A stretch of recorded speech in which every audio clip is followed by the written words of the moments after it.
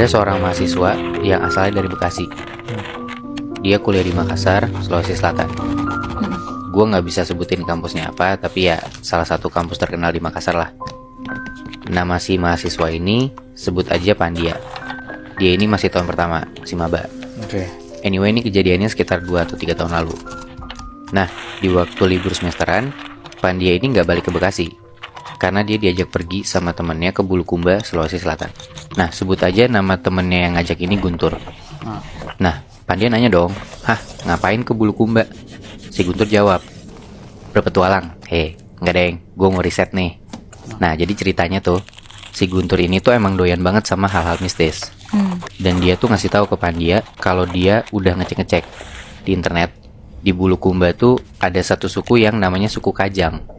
Saking dalamnya risetnya si Guntur ini, dia ngasih tahu nih ke si Pandia, orang-orang suku Kajang tuh mereka semuanya bajunya hitam-hitam. Terus mereka tuh gak pakai alas kaki, hidupnya sederhana banget deh. Terus kayak suku Kajang ini tuh udah terkenal banget sama ilmu mistisnya yang tinggi banget. Nama ilmunya ini Doti. Apa tuh Doti? Nah, Doti itu tuh kayak ilmu santet gitu. Saking tingginya, ilmu Doti ini bisa nyelakain orang yang kena ilmunya, bikin korbannya cacat seumur hidup, bahkan bikin orangnya mati cuma dengan foto yang ditulisin nama calon korbannya. Serem banget. Nah, tapi pakai ritual kayak pakai 1 ekor ayam putih, terus pakai segelas air putih, terus kayak ayamnya ini dipegang terus dihadapin ke air putihnya, dan kalau mantranya sukses, ayamnya tuh bakal mati dan air putihnya ini berubah jadi warna merah. Nah, terus Guntur juga baca di internet, ada satu kasus, ada mahasiswa nih lagi pergi KKN ke desa suku Kajang, dan gara-gara si mahasiswa ini gak sopan, si mahasiswa ini tuh kena ritual Doti. Dan bikin si mahasiswa ini jadi kayak orang gila yang lari-lari keluar sambil telanjang. Tapi itu kerasukan nggak? Itu kerasukan gara-gara Doti. Oh. Nah, semua info itu tuh dikasih tahu sama Guntur ke Pandia, dan Guntur minta ditemenin buat kesana. Awalnya tuh Pandia sebenarnya nggak mau karena ya serem banget kan. Tapi Guntur bilang dia baca di internet kalau misalkan orang suku Kajang ini sebenarnya baik-baik banget, dan asalkan mereka nggak macem-macem, semua bakal aman-aman aja. Akhirnya setelah dirayu-rayu, akhirnya Pandia ikutlah sama Guntur buat kesana. Nah, perjalanan mereka kesana tuh sekitar 4-5 jaman. Mereka kesana backpackingan gitu. Singkat cerita, sampai di sana masih siang, dan begitu sampai, Guntur tuh ngajak Pandia buat ketemu sama Amatoa. Amatoa tuh kayak kepala suku di sana lah. Oke. Udah tuh mereka ngobrol-ngobrol dan riset-riset tentang si suku Kajang ini. Nah, di tempatnya Amatoa itu tuh Pandia sama Guntur nggak ngelihat ada ritual Doti ini sama sesajen-sesajen yang mereka tahu buat ngelakuin si ritual Doti ini. Si sesajen-sesajen itu tuh nggak ada gitu loh. Ya udahlah, walaupun agak sedikit kecewa si Guntur, ya udah setelah mereka ngobrol, si Pandia bilang makasih banyak Amatoa gitu. Sedangkan si Guntur nggak bilang makasih sama sekali ke Amatoa ini. Bahkan pas jalan keluar dari tempatnya si Amatoa ini, si Guntur tuh kayak nyebut nama asli si Amatoa ini, bisik-bisik ke Pandia gitu. Padahal nggak boleh, karena kepala suku atau Amatoa ini tuh saking dihormatinnya, itu cuma boleh dipanggil Amatoa, nggak boleh dipanggil nama aslinya. Pandia sempat ngomelin Guntur di situ karena kesannya nggak sopan kan. Ya udah tuh, hari itu udah mulai malam, mereka tidur, kayak mereka dikasih satu rumah sederhana gitulah, mereka tidur berdua di situ. Paginya Pandia bangun, dan dia tuh kaget banget karena pas Pandia bangun, tiba-tiba Guntur itu udah berdiri persis di depan mata Pandia. Guntur sambil senyum-senyum, pakai baju, tapi nggak pakai celana sama sekali. Dia ngapain? Dia cuma berdiri di situ aja, dan setelah itu Guntur ini ketawa-tawa dan langsung lari keluar rumah, nggak pakai celana. Wah. Di situ Pandia kaget banget dan langsung ngejar Guntur, terus nyeret Guntur buat masuk ke dalam rumah kan. Ya di situ Pandia bingung banget kayak, lu gila ya, lu ngapain sih Tur? Tapi di situ Guntur cuma ketawa-tawa doang kayak orang gila gitu loh. Sampai akhirnya Pandia kesel, tiba-tiba Pandia nampar Guntur. Seketika Guntur malah marah balik ke Pandia, "Kok lu nampar gua?" Terus si Guntur ngelihat ke arah bawah, dan dia baru sadar kalau dia nggak pakai celana. Guntur makin bingung, kok gua nggak pakai celana? Di situ Pandia cuma bisa marah-marah, "Jangan bikin malu lah Tur, kita lagi tempat orang nih." Udah tuh, setelah kejadian itu, siangnya Guntur sama Pandia ikut bantu-bantu warga di sana, kegiatan sehari-hari warga lah, kayak bercocok tanam, ngambil-ngambil bahan makanan, segala macem. Sampai di suatu siang, si Guntur ini ngomong ke Pandia. Dia bilang gini, Pan, lu lihat deh cewek yang itu, cakep banget Pan. Anjing, kalau bisa gue bawa pulang nih, gue bawa pulang deh tuh cewek. Pandia ngomel dong. Dia bilang ke Guntur, "Tur, lu sendiri yang bilang kalau di sini mesti sopan. Lu jangan aneh-aneh deh. Kalau lu aneh lagi gue tinggal di sini." Udah tuh, dari situ akhirnya Guntur mulai diem. Dia nggak ngomong aneh-aneh lagi. Singkat cerita, hari udah mulai gelap. Mereka balik lagi ke rumah. Mereka berdua tidur. Besok paginya, pas Pandia bangun, Guntur tuh udah berdiri lagi di depan Pandia. Dan sama, gak pakai celana lagi. Tapi kali ini, sorry ya, dari alat kemaluannya Guntur itu tiba-tiba keluar darah. Anjing. Pandia panik dong. Dia bilang, "Tur, lo kenapa Tur?" Guntur cuma diem aja gak jawab apa-apa. Akhirnya Pandia langsung mikir buat minta tolong ke Amatoa. Langsung tuh Pandia lari ke rumah Amatoa. Dia langsung masuk gitu aja. Dan disitu Pandia kaget banget. Karena disitu Pandia ngeliat si Amatoa ini lagi duduk.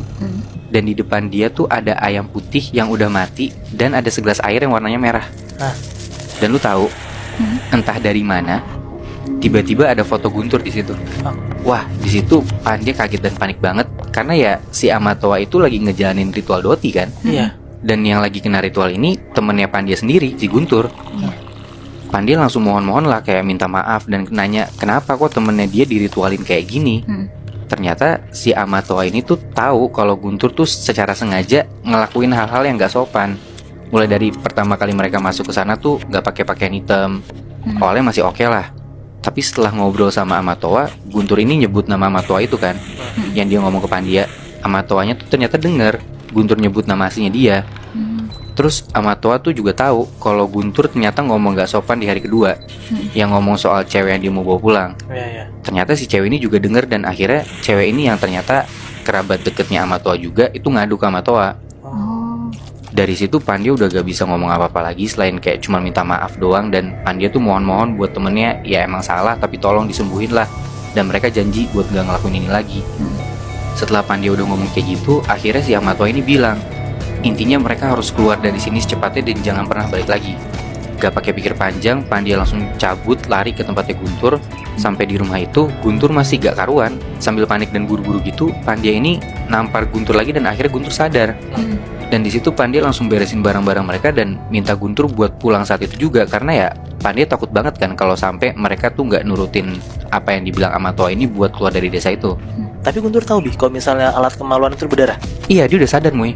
Nah cuman kayak si Guntur tuh ngerasa kayak yang bisa nyembuhin dia tuh cuma si Amatoa ini gitu loh. Tapi Guntur nggak tahu kan kalau misalnya Pandia ini udah disuruh sama Amatoa itu buat pergi saat itu juga. Akhirnya Pandia bilang ke Guntur, Amatoa bilang kalau sampai matahari terbenam mereka berdua nggak pergi, ada sesuatu yang lebih parah lagi, yang bahkan lo nggak bisa keluar dari sini hidup-hidup Tur. Dari situ akhirnya udahlah Guntur manut dan mereka untungnya bisa cabut dari sana. Apa yang terjadi sama Guntur akhirnya hilang. Dan setelah itu Guntur sama Pandia nggak pernah lagi mau ke sana. Tapi akhirnya Guntur tuh gak kenapa-napa pas dia udah pulang. Untungnya sih nggak kenapa-napa Nat. Ya walaupun sebelumnya ya yang tadi gue bilang. Iya makanya parah juga kan itu. Anjing, dia yang mau nyamperin buat ngeliat ritualnya tapi dia sendiri yang kena ya. Iya makanya Muy. Jadi kayak kalau menurut gue tuh saking sotoynya si Guntur ini, dia kayak nyoba-nyoba sendiri juga gitu loh buat bikin gak sopan. Sampai saking dia mau tahu Doti ini kayak gimana gitu loh. Cuman ya dia yang kena sendiri akhirnya. Cerita kali ini gue denger dari teman kantor gue yang kebetulan tuh orang Padang. Jadi ini cerita dari supir ojol yang pernah nganterin dia di Padang. Kita sebut aja supir ojolnya ini tuh namanya Pak Amin. Pak Amin udah jadi supir ojol kurang lebih 5 tahun.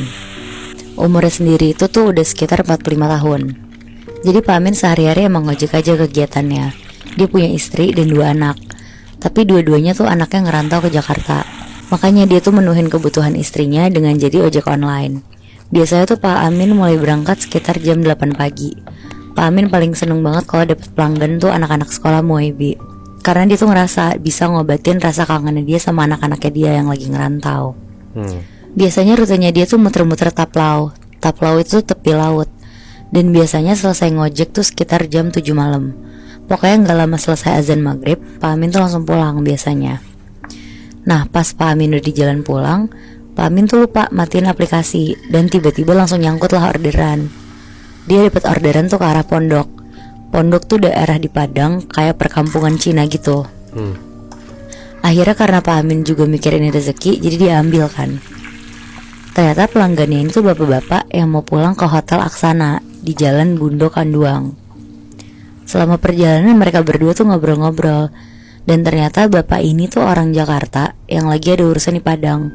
Terus dia tuh lagi nginep di hotel itu. Setelah nganterin bapak itu dari hotel Laksana, tiba-tiba tuh hujan gede banget sampai ada petir. Akhirnya Pak Amin tuh langsung parkirin motornya di bawah pohon gede di depan hotel itu.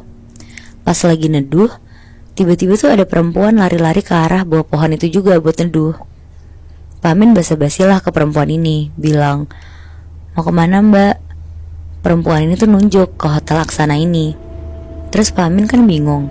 Akhirnya Pak Amin tuh bilang, "Tinggal lari aja mbak lewat samping, itu langsung masuk ke lobi." Pas Pak Amin lagi ngebelakangin perempuan ini sambil nunjukin lobinya, Pak Amin tuh abis itu langsung nengok ke arah perempuan ini. Tapi tiba-tiba perempuan ini tuh udah gak ada.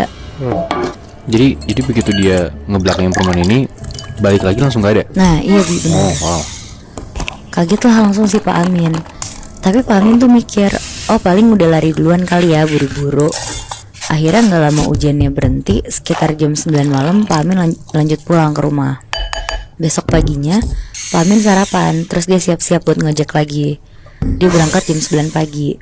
Dia mulai dari rute-rute dia kayak hari-hari biasanya. Nah pas siang-siang dia berhenti kayak di warung makan gitu, buat makan siang bareng ojol-ojol lainnya. Ada satu ojol, namanya tuh Bang Tegar. Dia nanya ke Pak Amin, "Pak, kemarin neduh ya di depan hotel Laksana?" Terus Pak Amin bilang, "Iya, pas saya mau pulang, pas banget langsung hujan deras.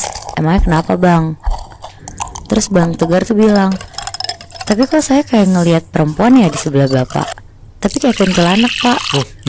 Ngedengar itu tuh Pak Amin cuma ketawa-tawa sambil bilang, "Ya iya bang, saya kemarin pas neduh tuh juga sama perempuan. Tapi cantik kok, dia emang nginep di hotel itu." Akhirnya setelah selesai makan siang, Pak Amin lanjut narik. Sampai akhirnya dia tuh udah dapat orderan. Nah sekitar jam 9 malam, Pak Amin tuh udah dapat sekitar 10 pelanggan.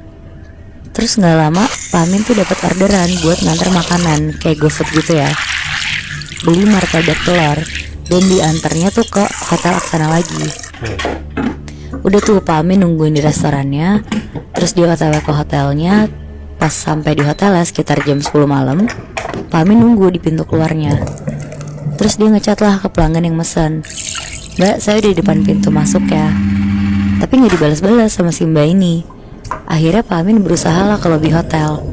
Nanya ke security, katanya boleh, ditanya aja ke resepsionis atas namanya. Pak Amin nanya atas nama Dinda, kamar 302. Karena tadi Pak Amin sempet chat nanya atas nama siapa dan kamar berapa ke mbak ini. Terus abis itu tuh kata mbak resepsionisnya, gak ada atas nama itu. Dan bahkan kamar 302 tuh kosong. Kaget lah Pak Amin. Akhirnya dia keluar dari lobi dan dia tuh berusaha nunggu si mbak Dinda ini di depan pintu masuk hotel. Apa jangan Dinda juga salah kasih nomor kamar kali juga ya? Nah ya bisa jadi, makanya si Pak Amin kekeh nunggu di depan pintu masuk. Iya. Sambil Pak Amin chat-chat terus sama telepon-teleponin. Sampai setengah jam ditunggu lah sama Pak Amin, masih belum ada jawaban nih dari si mbak ini. Akhirnya sekitar jam setengah 11 Pak Amin pengen pulang. Dan dia tuh niatnya mau naruh martabak itu tuh di lobi hotelnya aja dititipin. Tapi tiba-tiba Mbak Dinda ini tuh datang nyamperin ke Pak Amin sambil jalan pelan-pelan, terus bilang ke Pak Amin, "Pak, atas nama Dinda ya?" Akhirnya dikasih sama Pak Amin.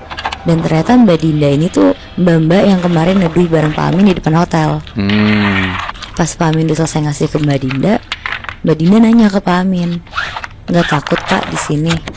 Nanyanya tuh sambil senyum-senyum ngeledek gitu Moy Bi. Di sini tuh di hotel.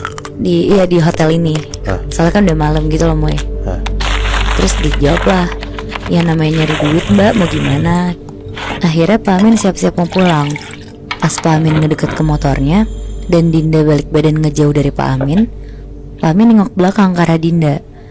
Di situ Pak Amin ngeliat ada laki-laki jalan di belakang Mbak Dinda. Tapi laki-laki ini tuh jalannya pincang. Kaki sebelahnya diseret, terus berlumuran darah, sambil gelendotan di pundaknya Mbak Dinda. Oh, jadi kayak Dinda tuh ngegendong si laki-laki ini? Iya, kayak ngegendong gitu. Wow.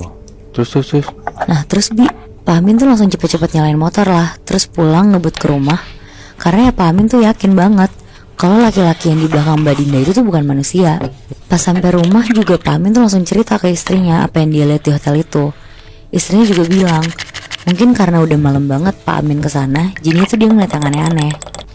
Nah besokannya karena istrinya minta dianterin ke rumah saudaranya, jadi setelah dari situ tuh Pak Amin baru narik lagi. Sekitar jam 4 sorean lah. Pak Amin tuh muter-muter sampai udah dapat beberapa pelanggan. Terus sekitar jam 7 malam Pak Amin tuh dapat orderan lagi buat nganterin tujuannya ke Hotel Aksana itu lagi.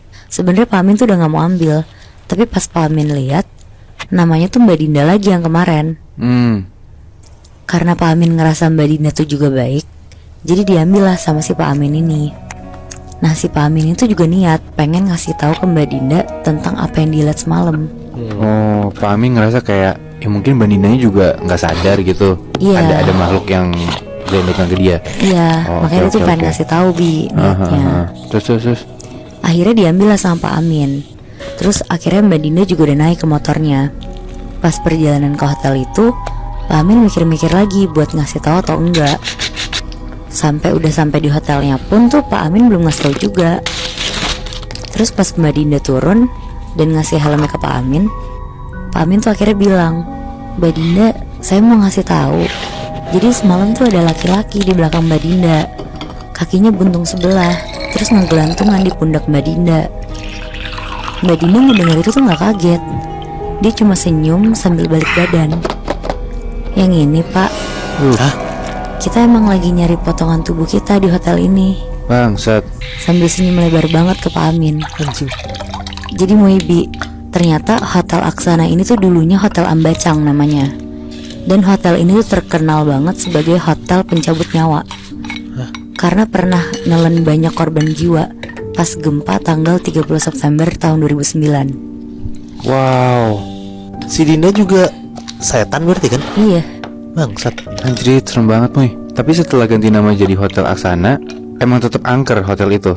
tetep Bi. Jadi kata temen gue itu tuh bahkan ojol-ojol tuh dari yang sering nongkrong di depan situ sampai udah jadi pindah tongkrongan. Karena emang kalau malam jadi udah serem banget.